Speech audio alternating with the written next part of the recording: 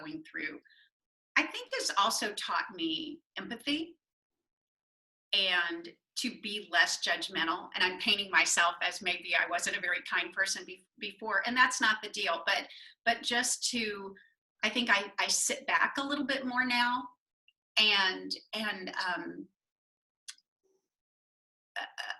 think in a kinder way about people and just situations in general, and give people the benefit of the doubt. I think most people, after having talked to the number that I have, are doing the best they can. And we just have to realize that.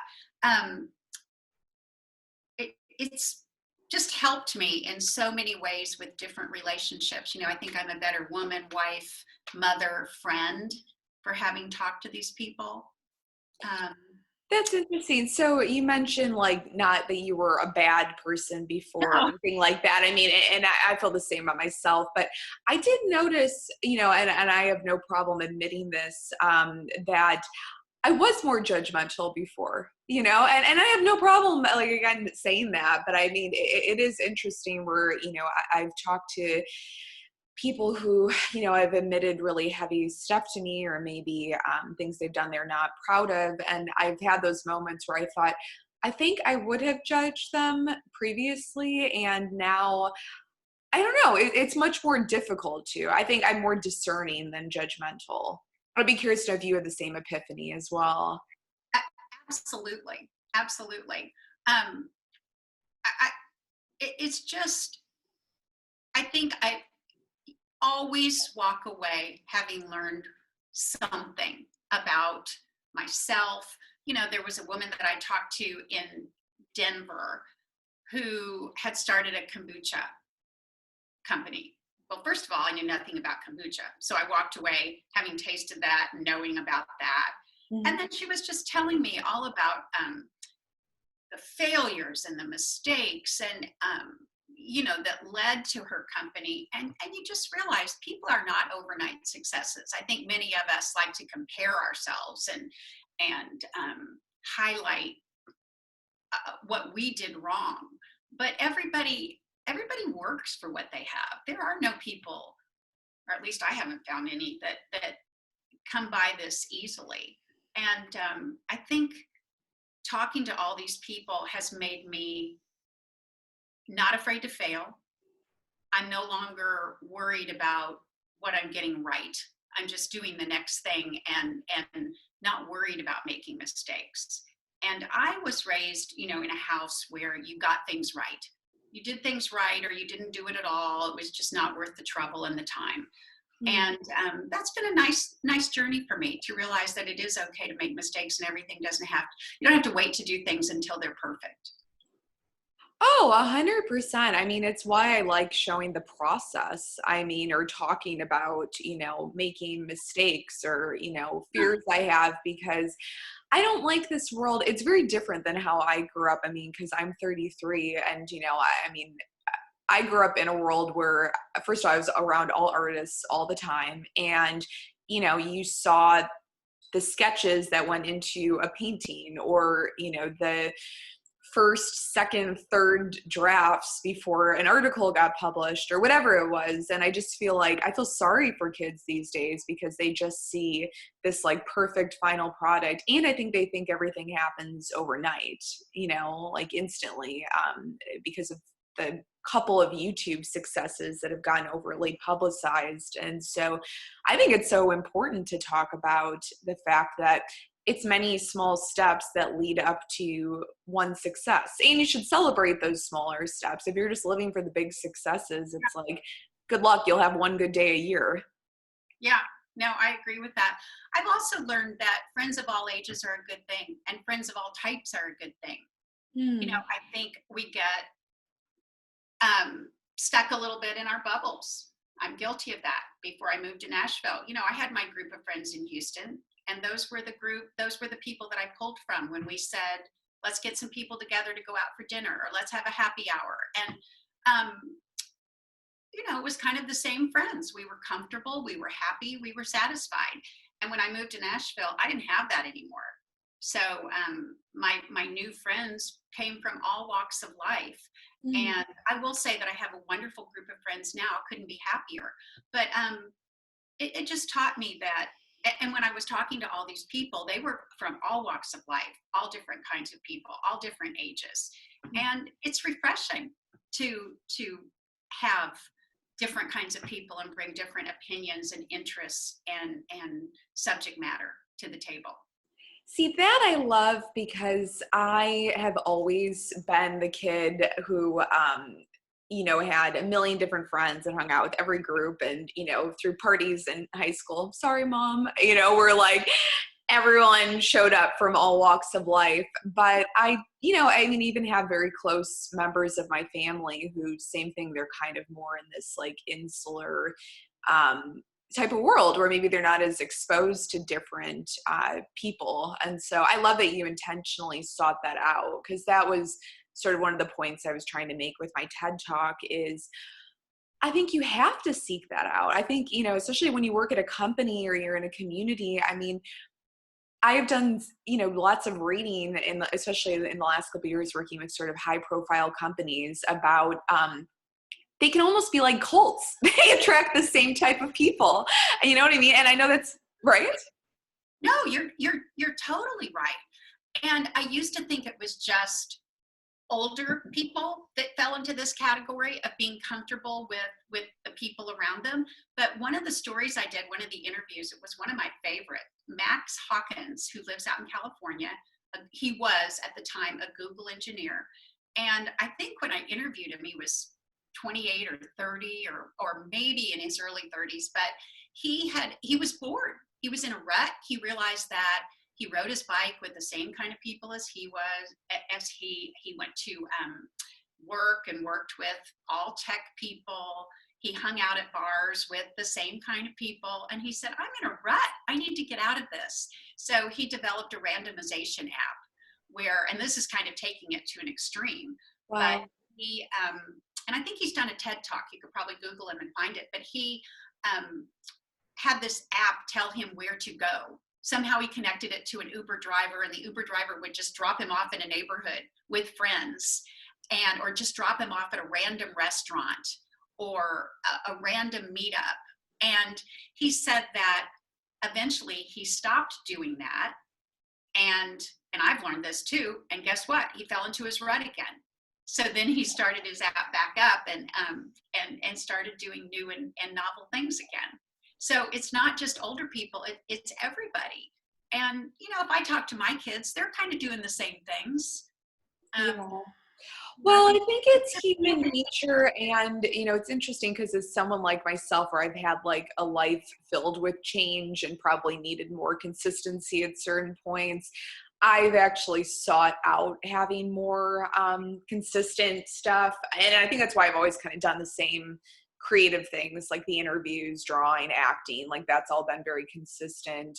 So I think it's like we crave that as humans, like routine, but oh, we I do. totally agree. I mean, and I think that I loved what we were talking about at the beginning of this conversation, which is in a way it's made you more adaptable when it comes to stuff like what's happening now with coronavirus. Because I feel the same way. I mean, I said that to one of my meditation teachers. She's a good friend of mine, and she'll be on this interview series. And I said, it's like, my God, all those years I was doing work on myself and meditating and going to therapy, and I didn't know why I was even doing it. I said, it paid off. Yeah. Same thing with the interviews. Like, I think it made me so adaptable that when shit really hits the fan, like right now, I'm able to kind of adjust a lot better, I would guess, than if I hadn't done all that stuff. Do you feel like that too? I absolutely feel like that. Absolutely. Because, like I said, I'm getting up and I'm kind of going on with my day and planning things to do. And I'm really trying not, I glance at the news in the morning and then I'll look at it again tonight, but I'm really trying not to hover around the television or my phone. And I do feel like that. Absolutely. One of the other things that I think I've gained from the interviews, and you probably have noticed this too, is that people in general, I think it's hard for people to reach out to others and say, do you want to go get a cup of coffee? Do you want to take a walk? Do you want to meet for dinner? But they are oh so happy when you reach out to them. Yes. And I And, think and especially maybe people like they're you and I, where I remember I was really drawn to getting together with you the first time because I had to reschedule and you said, no problem, let me know what works for you. Like, I'm busy this week. And I thought, I'm the same way. I have like not a big ego when it comes to certain things. And I've had people reschedule with me a million times. Or, last night I was supposed to have a phone call with someone and they said, I'm so sorry, we can talk tomorrow night. And I don't take that stuff personally at all. And I think that that also helps propel relationships forward. Because you have to remember, it's like things aren't always going to like go clockwork or according to a calendar. well, and it's not about you. And that's another thing I've learned is that you can't take it personally. And just because someone says, I need to reschedule, or no, I don't want to meet with you, it doesn't mean they're not taking, you shouldn't take it personally.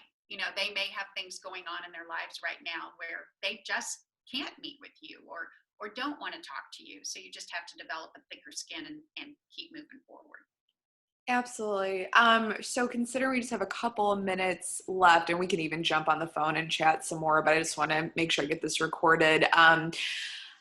What's some other sage wisdom you can leave with us about how to cope during this time? Because I love, and maybe we could even just talk a little bit more about how you're, still doing different activities and trying to keep your mind sharpened and trying new stuff. But I really get the sense that people are just like completely like, I would put it as though like all this stuff that people normally push away is probably being pushed up in their face right now. You know what I mean? Because there aren't those distractions. And again, I feel like I have many of my own coping mechanisms, which allow me to like get through this. But maybe for someone like you, I mean, I love that you said you don't check the news all day. I think that's brilliant. Is there any other piece of advice you'd have for someone who maybe is going into like a tailspin of like anxiety during this time? Yeah, I think that's tough, and I'm not sure. I'm a person to give advice, but I've I've looked for yoga videos online. There are a lot of free yoga videos, and those have been nice to do. Different books, different podcasts, these kinds of meetings with friends. We did a Zoom happy hour with college friends the other night. There were 8 of us, and we said, why aren't we doing this during normal times? We should continue to do this. So I would really suggest FaceTime calls with people, especially those that you haven't talked to in a while. Long walks, I think, are great. We've Yeah. already talked about hobbies that keep you busy, whether it be sewing or drawing or painting, or someone suggested coloring books, which I thought was a great idea. Cooking, baking. I was also thinking too, like doing whatever you can to keep things light during this time. You know what I mean? Because I think it's like there's so much like heaviness in the world right now. And it's like, I love what you said about coloring or, just doing as much joyful stuff as you possibly can. I don't think that adding to the darkness of the world or the spirit right now is helpful. You know what I mean? No, and I don't think you should be hard on yourself, if you're not sewing masks or delivering food to the needy. I mean, it's great if you can, but I don't think people should be hard on themselves if they're not doing that.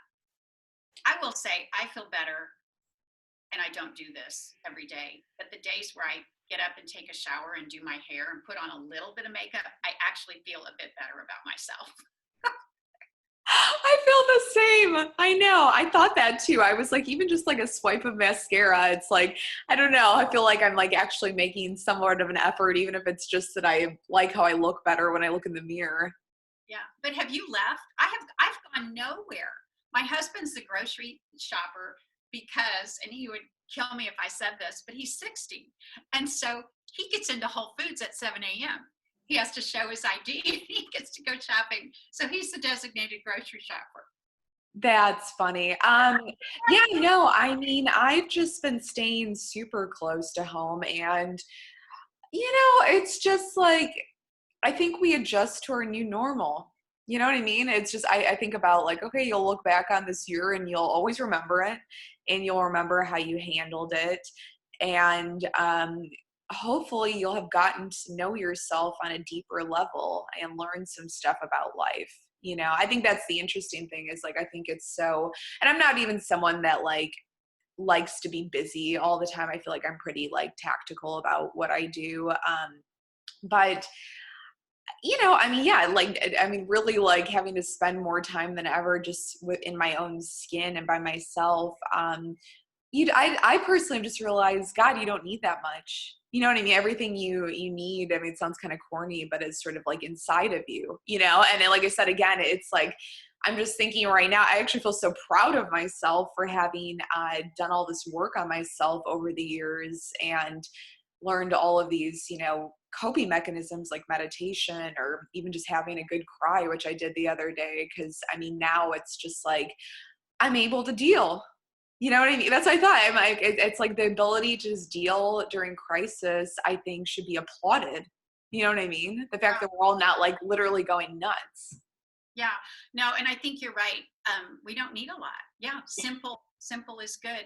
We sat out on our balcony the other night, the one day the sun came out towards the end of the evening, and we just sat there before dinner, and it was so pleasant.